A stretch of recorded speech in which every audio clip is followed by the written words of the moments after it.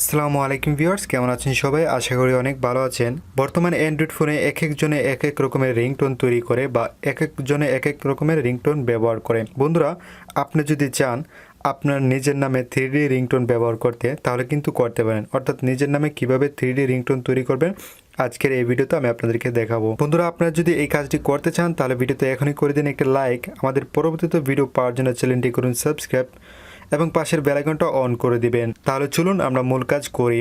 এখন আমাদের যে কাজটা করতে হবে সেটা হলো প্রথমে একটি সফটওয়্যার ডাউনলোড করতে হবে। সফটওয়্যারটির ভিডিওর ডিসক্রিপশনে লিঙ্ক পেয়ে যাবেন, অর্থাৎ সফটওয়্যার লিঙ্কটা ভিডিও ডিসক্রিপশনে রয়েছে, আপনারা সরাসরি প্লে স্টোর থেকে ডাউনলোড করতে পারেন। সফটওয়্যারটি ডাউনলোড করার পর ওপেন করবেন। ওপেন করার পর আপনার পারমিশন চাইবে, সব কিছু আমি কমপ্লিট করে রাখছি। যে এরকম একটা খালি মাঠ আসবে। তারপর আপনার যে কাজটা করতে হবে, এখানে দেখুন একটা রেড কালার বাটন রয়েছে বা লাল কালার বাটন, জাস্ট এখানে আপনি একবার বলে দিবেন আপনি কিভাবে রিংটোনটা তৈরি করতে চান। ধরুন আমার নাম সাইফুল।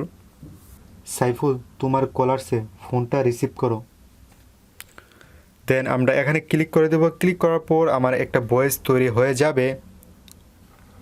সাইফুল, তোমার কলারসে ফোনটা রিসিভ করো। আপনারা হয়তো শুনতে পারলেন। এখন আমরা কি করব, এটাতে অনেকটা কোয়ালিটিপূর্ণ রিংটোন, যেহেতু অনেক ভালো মানের রিংটোন তৈরি করতে হলে এটা নয়েজটা রিমুভ করতে হবে। তো তার জন্য আমরা কি করব, এই থ্রি ডটে ক্লিক করব, তারপরে ইফেক্টে ক্লিক করবেন। ক্লিক করার পর একটু নিচে গেলে দেখবেন নয়েজ রিডাকশন নামের একটা অপশন রয়েছে, জাস্ট এখানে ক্লিক করবেন।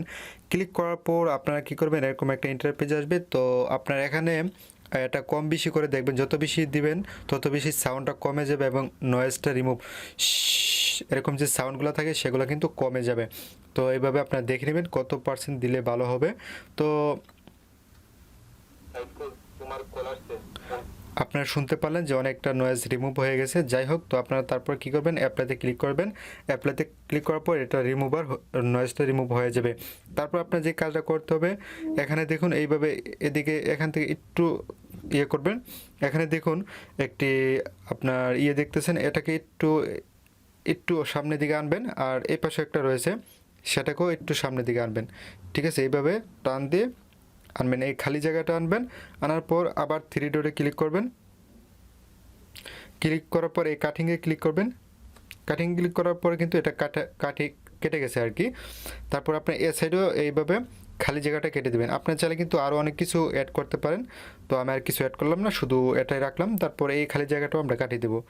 এই যে কাটিং করলাম, দেখুন অলরেডি কিন্তু কাটিং হয়ে গেছে। ওকে, সো এখন আমরা কী করবো, থ্রি বানাতে চাইলে আমরা আবার এই থ্রি ডিতে ক্লিক করবো। ক্লিক করার পর আবার ইফেক্টে ক্লিক করবো। ক্লিক করার পর একটু নিচে চলে যাবে, একবারে নিচে গিয়ে দেখতে পারবো যে ইকো একটা অপশন রয়েছে, জাস্ট ইকোতে ক্লিক করবো। ক্লিক করার পর আপনার এখন প্লে করে না অ্যাপ্লাইতে ক্লিক করবো। যত বেশি দিবেন তত বেশি থ্রি হবে, আর যত কম দেবেন তত বেশি আপনার ইকো কম হবে, অর্থাৎ থ্রি কম হবে আর কি। আপনাদেরকে আবার দেখাচ্ছি। এই যে দেখুন, এটা যত বেশি দিবেন তত বেশি থ্রি হবে, আর যে যত কম দিবেন তত বেশি নর্মাল থাকবে আগের মতোই। তো আমি এটা যেহেতু একবার করছি অ্যাপ্লাই, তো আমি আপনাদেরকে দেখাচ্ছি।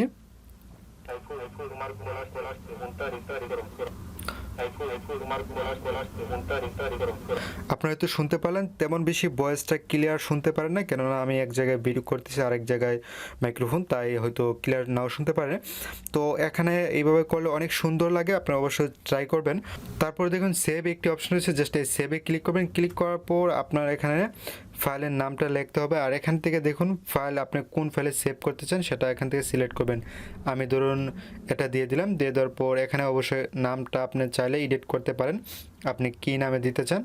তো আপনার যেটা ইচ্ছা সেটা দিয়ে দেবেন, মাই রিংটোন ইত্যাদি ইত্যাদি দিয়ে তারপর সেভে ক্লিক করবেন। সেভে ক্লিক করার পরে কিন্তু এটা সেভ হয়ে যাবে। তারপরে চলে যাবেন আপনার মোবাইলের সেটিংসে, বা যেখান থেকে রিংটোন চেঞ্জ করতে হয় সেখানে চলে যাবেন। তো এখানে গিয়ে আপনার এখানে সাউন্ডে ক্লিক করবেন। তো আমি এখান থেকে রিংটোনটা নিয়ে নিচ্ছি, এখানে তারপরে রিংটোন সিলেক্ট করলাম। ক্লিক করার পর আমরা অ্যাডে ক্লিক করব। অ্যাডে ক্লিক করার পর আমার যেহেতু স্টোরেজ আছে আমরা এখানে সিলেক্ট করব। সিলেক্ট করার পর আমাদের যেহেতু মিউজিক ফাইলে আছে, সেটা আমরা মিউজিক ফাইলটা এখন দেখব কোথায় আছে। এখানে দেখুন মিউজিক ফাইলটা রয়েছে, এই যে মিউজিক ফাইল। তারপরে দেখুন আমরা যে রিংটোনটা তৈরি করেছিলাম সেটা হলো এটা। দেন এখানে ক্লিক করে কিন্তু ওকেতে ক্লিক করতে পারবো। ওকেতে ক্লিক করার পর এটা কিন্তু আমাদের রিংটোন হয়ে গেছে। তো এইভাবে কিন্তু ফোন মোবাইলে সেভ হয়ে গেছে, আর আশা করি বুঝতে পারছেন। আজকের মতো এখানে শেষ করতেছি। ভালো থাকবেন, সুস্থ থাকবেন, আল্লাহ হাফেজ।